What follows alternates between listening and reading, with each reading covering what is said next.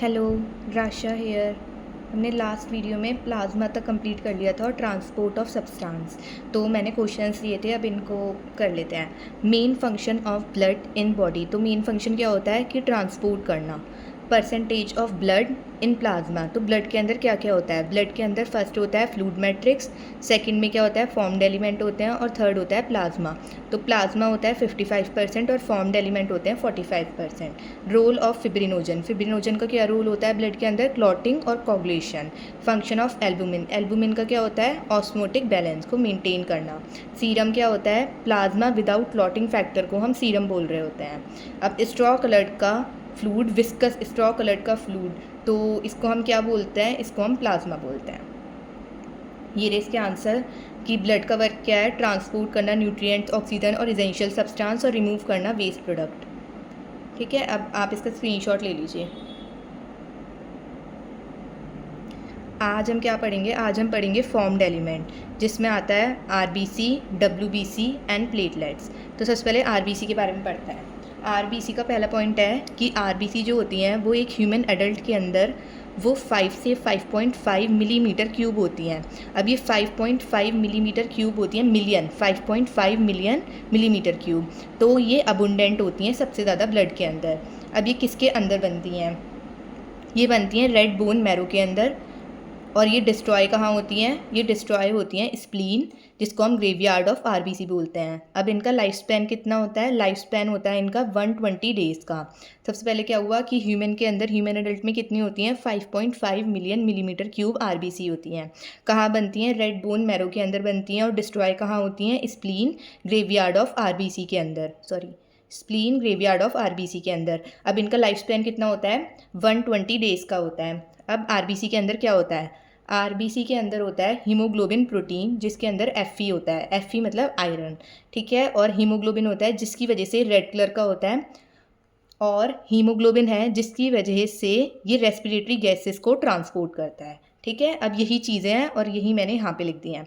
Erythrocyte, जिसको हम RBC बोलते हैं, most abundant of all cell in blood, मतलब ब्लड के अंदर सबसे ज़्यादा पाई जाने वाली जो सेल्स हैं उनको हम क्या बोलते हैं? आरबीसी। अडल्ट मैन के अंदर 5 से 5.5 million RBC millimetre cube of blood में होती हैं। Present in red bone marrow, किस में होती हैं? रेड बोन मैरो के अंदर होती हैं। और डिस्ट्रॉय कहाँ होती हैं? स्प्लीन ग्रेवयार्ड ऑफ आरबीसी के अंदर। इनका एवरेज लाइफ स्पैन कितना होता है? 120 डेज़ का होता है। इनके अंदर क्या होता है? एक रेड कलर का एफ कंटेनिंग हीमोग्लोबिन, जो कि प्रोटीन, ठीक है। और ये किस में हेल्प करता है? Transport of respiratory gases. जैसे हमने पढ़ा था कि 100 ml ऑक्सीजनेटेड ब्लड में कितना ऑक्सीजन होता है? 5 ml ऑक्सीजन, और 4 ml हमने डीऑक्सीजनेटेड ब्लड पढ़ा था। ऐसे ही 100 ml ऑफ ब्लड के अंदर 12 से 16 हीमोग्लोबिन प्रेजेंट होता है। और आरबीसी की शेप क्या होती है? बाइकॉन्केव इन शेप, ठीक है। अब डब्ल्यूबीसी के बारे में पढ़ते हैं। हमने आरबीसी में क्या पढ़ा था कि आरबीसी के अंदर हीमोग्लोबिन होता है, तो डब्ल्यूबीसी के अंदर हीमोग्लोबिन नहीं होता। हीमोग्लोबिन है जिसकी वजह से रेड कलर का होता है, पर हीमोग्लोबिन नहीं है जिसकी वजह से क्या होता है? कलरलेस होता है। अब दूसरा पॉइंट कि ये जो थी ये सबसे ज़्यादा मोस्ट अबुंडेंट थी, जबकि ये जो होती हैं ये बहुत ज़्यादा लेसर होती हैं, मतलब कम होती हैं ये। और फोर्थ पॉइंट कि इसमें न्यूक्लियस नहीं था और इसके अंदर न्यूक्लियस होता है, ठीक है। और अब इनके हम टाइप्स पढ़ेंगे। अब डब्ल्यूबीसी, जिसको हम ल्यूकोसाइट बोलते हैं, colourless due to lack of haemoglobin, क्योंकि इसके अंदर हीमोग्लोबिन नहीं होता। न्यूक्लिएटेड मतलब इसके अंदर न्यूक्लियस होता है। रिलेटिवली लेसर, कितनी? 6000 से 8000 मिलीमीटर क्यूब। जनरली ये शॉर्ट लिव्ड होती हैं, जबकि वो कितने थी? ये 120 डेज इनका लाइफ स्पैन होता है, और यहाँ पे लिखा है कि जनरली शॉर्ट लिव्ड होती हैं। अब डब्ल्यूबीसी के टाइप्स करते हैं। डब्ल्यूबीसी में एक तो ग्रैनुलोसाइट होता है और एक होता है ए ग्रैनुलोसाइट। मैंने ऐसे याद करा था कि ए ग्रैनुलोसाइट में जो टाइप हैं उसके होते हैं लिम्फोसाइट और मोनोसाइट, तो मैंने ऐसे याद करा था ALM, अलम, ठीक है। तो लिम्फोसाइट के बारे में पढ़ते हैं कि लिम्फोसाइट क्या होती हैं? ये बी और टी लिम्फोसाइट होती हैं जो कि इम्यून रिस्पॉन्स में हेल्प करती हैं। इम्यून रिस्पॉन्स क्या होता है? डिफेंस मैकेनिज्म की। फिर आ गया हमारा मोनोसाइट। मोनोसाइट क्या होती हैं? फैगोसाइटिक होती हैं, और जैसे कोई भी हमारी बॉडी के अंदर इन्फेक्शन आ रहा है तो उसको डिस्ट्रॉय कर देती हैं। अब इसको पढ़ लेते हैं कि ए ग्रैनुलोसाइट में लिम्फोसाइट और मोनोसाइट, और ये याद कर लेना कि लिम्फोसाइट 20 से 25% होते हैं, बी और टी लिम्फोसाइट, और ये किस लिए रिस्पॉन्सिबल होते हैं, इम्यून रिस्पॉन्स के लिए ऑफ बॉडी, डिफेंस मैकेनिज्म में इन्वॉल्व रहते हैं। मोनोसाइट क्या होते हैं, 6 से 8%, और ये क्या होते हैं, फैगोसाइटिक होते हैं। फिर अब इसके 3 टाइप्स हमें दे रखे हैं ग्रैनुलोसाइट के, न्यूट्रो, इजनो, बेसो, मतलब एसिड बेस और न्यूट्रल नहीं होता, इसको वैसे याद कर लो, एसिड बेस और न्यूट्रल। अब सबसे पहले हम ईजनोफिल्स का बात करते हैं। ये 2 से 3% होती हैं जो कि फाइट करती हैं इन्फेक्शन के साथ और किस में एसोसिएटेड रहती हैं, विद एलर्जिक रिएक्शंस, ठीक है। और फिर सेकंड बेसोफिल्स, बेसोफिल्स होती हैं 0.5 से 1% जो कि सिक्रेट करती हैं हिस्टामिन, सेरोटोनिन और हेपरिन, जो कि किस में इन्वॉल्व रहती हैं, इन्फ्लामेटरी रिएक्शन में। इस पर क्वेश्चन आ सकता है कि किस में इन्वॉल्व रहती हैं, इन्फ्लामेटरी रिएक्शन में इन्वॉल्व रहती हैं। फिर थर्ड आ गया न्यूट्रोफिल्स। न्यूट्रोफिल्स ये बहुत ज़्यादा अबुंडेंट होती हैं, 60 से 65% होती हैं of the total RBC, of the total WBC. जैसे कि आरबीसी सबसे ज़्यादा होता है तो डब्ल्यूबीसी के अंदर सबसे ज़्यादा क्या होता है, न्यूट्रोफिल्स होता है। और ये फैगोसाइटिक होती हैं। फैगोसाइटिक मतलब कि ये डिस्ट्रॉय कर देती हैं फॉरेन पार्टिकल जो भी बॉडी के अंदर एंटर कर रहा है। ए ग्रैनुलोसाइट में लिम्फोसाइट और मोनोसाइट। लिम्फोसाइट क्या किस में हेल्प करता है, इम्यून रिस्पॉन्स में। मोनोसाइट किस में हेल्प करता है, ये फैगोसाइटिक होता है। ईजनोफिल्स ये फाइट करता है इन्फेक्शंस के साथ और एलर्जी रिएक्शन में भी इन्वॉल्व रहता है। फिर आता है बेसोफिल्स। बेसोफिल सिक्रेट करता है हिस्टामिन, सेरोटोनिन और हेपरिन, जो कि इन्वॉल्व रहता है इन्फ्लेमेटरी रिएक्शंस में। और न्यूट्रोफिल्स जो होते हैं ये सबसे ज़्यादा अबुंडेंट हैं डब्ल्यूबीसी के अंदर, और ये किस में इन्वॉल्व रहते हैं, ये डिस्ट्रॉय करते हैं फॉरेन पार्टिकल्स को जो भी एंटर कर रहा है बॉडी के अंदर, ठीक है। अब बस हमारा लास्ट रह गया है प्लेटलेट्स, तो पहले एनसीईआरटी कर लेते हैं। formed element, erythrocyte, leukocyte and platelets are collectively called formed elements, और कितना constitute करते हैं ये, 45% of the blood. erythrocyte और RBC और red blood cells are the most abundant of all the cells in the blood. कितने होते हैं, 5 से 5.5 million millimetre cube of blood. RBC are formed in red bone marrow, red bone marrow में बनते हैं और डिस्ट्रॉय किस में होते हैं, स्प्लीन, ग्रेवयार्ड ऑफ आरबीसी के अंदर। RBC are devoid of nucleus, की न्यूक्लियस नहीं होता in most of the mammals. इससे क्वेश्चन आ सकता है कि in most of the mammals लिखा है यहाँ पे, ऑल मैमल्स नहीं लिखा है। एंड आर, और उनकी शेप क्या होती है, बाइकॉन्केव शेप, इससे भी क्वेश्चन होगा। They have a red coloured iron containing complex protein, कैसा प्रोटीन, कॉम्प्लेक्स प्रोटीन, जिसको हीमोग्लोबिन बोलते हैं। Hence the colour and name of these cell, इनका जो नेम है सेल का, कलर जो है वो किसकी वजह से है, वो हीमोग्लोबिन की वजह से है। अ हेल्दी इंडिविजुअल हैज़ 12 से 16 gram of haemoglobin in every 100 ml of blood. 100 ml of blood के अंदर 12 से 16 ग्राम ऑफ हीमोग्लोबिन प्रेजेंट होता है, ठीक है। These molecule play a significant role in transport of respiratory gases, कि हीमोग्लोबिन ही तो O2 और CO2 को लेके जा रहा था, तो उसमें ये हेल्प करता है। अब RBC have an average life span of 120 days after which they are destroyed, कि कितना लाइफ स्पैन होता है, 120 डेज का लाइफ स्पैन होता है। और डिस्ट्रॉय किस में हो जाती हैं, स्प्लीन। और स्प्लीन, इससे क्वेश्चन आता है कि स्प्लीन को क्या बोल सकते हैं, ग्रेवयार्ड, क्या बोल सकते हैं, नहीं क्या बोलते हैं, ग्रेवयार्ड ऑफ आरबीसी। अब leucocyte, leucocyte are also known as WBC, white blood cells, as they are colourless. Colourless क्यों होती हैं, क्योंकि इनके अंदर हीमोग्लोबिन प्रोटीन नहीं होता है, due to lack of haemoglobin. They are nucleated, ये इनके अंदर न्यूक्लियस होता है जबकि आरबीसी के अंदर न्यूक्लियस नहीं होता। एंड आर रिलेटिवली लेसर, ये कम होती हैं, कितनी होती हैं, 6000 से 8000 मिलीमीटर क्यूब, जबकि आरबीसी होती हैं 5 से 5.5 million millimetre cube, in which average 6000 से 8000 millimetre cube of blood. Leucocyte are generally short lived, ये शॉर्ट लिव्ड होती हैं, और आरबीसी का 120 डेज का लाइफ स्पैन होता है।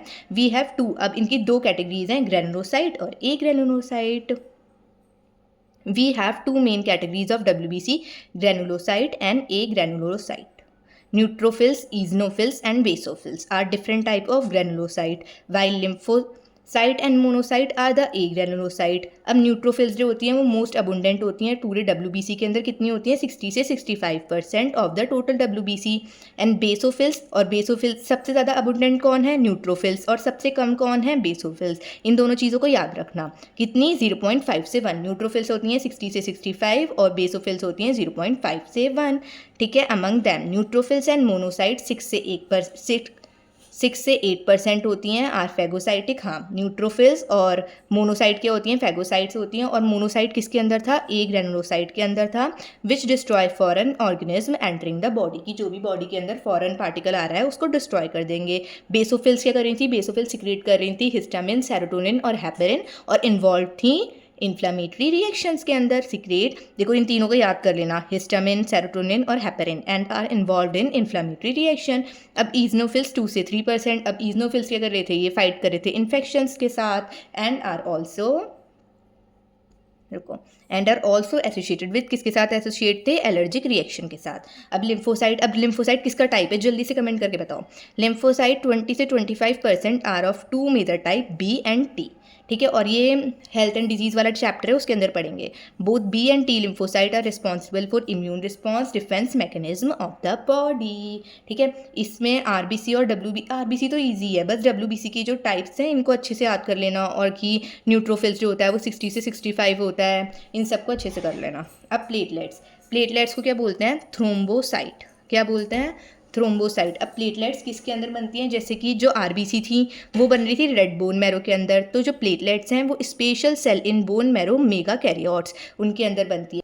Platelets are cell fragments produced from, किससे प्रोड्यूस्ड होती हैं, मेगा कैरियोट्स। और कितनी होती हैं, 1,50,000 से 3,50,000। जैसे कि आरबीसी कितनी थी, आरबीसी थी 5 से 5.5 मिलियन मिलीमीटर क्यूब। ठीक है, और ये किस में रिलीज़ करते हैं, सब्सटेंस जो कि इन्वॉल्व होते हैं क्लॉटिंग और कोगुलेशन। अब क्लॉटिंग क्या होता है, जैसे कोई भी इंसान इंजर्ड हो गया, उसकी चोट लग गई है, तब जो ब्लीडिंग हो रही होती है उसको रोकने का काम कौन करता है, ये प्लेटलेट्स काम करती हैं। ठीक है, अब अगर हमारी बॉडी में प्लेटलेट्स कम हो जाएंगी तो बहुत ज़्यादा ब्लड हमारी बॉडी से लूज़ हो जाएगा। तो यही कह रहा है कि if platelets decrease in numbers तो it lead to clotting disorder, मतलब excessive loss of blood from body, की बॉडी से ब्लड का लॉस हो जाएगा। Platelets are also called thrombocytes are cell fragments. क्या होती हैं, सेल फ्रेगमेंट, जो कि किससे प्रोड्यूस्ड होती है, मेगा कैरियोट से, जो कि स्पेशल सेल होती हैं बोन मैरो के अंदर। देखो, बोन मैरो के अंदर क्या होती हैं, कौन सी सेल्स होती हैं, मेगा कैरियोट्स। और मेगा कैरियोट्स के बाद क्या बनता है, थ्रोम्बोसाइट। ठीक है, और थ्रोम्बोसाइट्स क्या होती हैं, प्लेटलेट्स, सेल फ्रेगमेंट्स। ठीक है, ब्लड नॉर्मली कंटेन्स 1,50,000 से 3,50,000 platelets millimetre cube. Platelets can release a variety of substance, जो कि किस में इन्वॉल्व होते हैं, क्लॉटिंग और कोगुलेशन में। ठीक है, which are involve in coagulation और clotting of blood. A reduction in their number can lead to clotting disorders which will lead to excessive loss of blood from the body. की अगर platelets कम हो गए तो उससे क्लॉटिंग डिसऑर्डर हो जाएंगे और बॉडी से बहुत सारा ब्लड लॉस हो जाएगा। अब ये रहे क्वेश्चंस, ये रहे, बस इतने ही है। ठीक है, अब इनका स्क्रीनशॉट लेके, अगर इंस्टा भी नहीं है ना तुम लोग के पास तो फिर कमेंट में बता दो कि तुम लोग कर रहे हो। ठीक है, लो स्क्रीनशॉट ले लो। Sorry. Okay, bye, see you in the next video.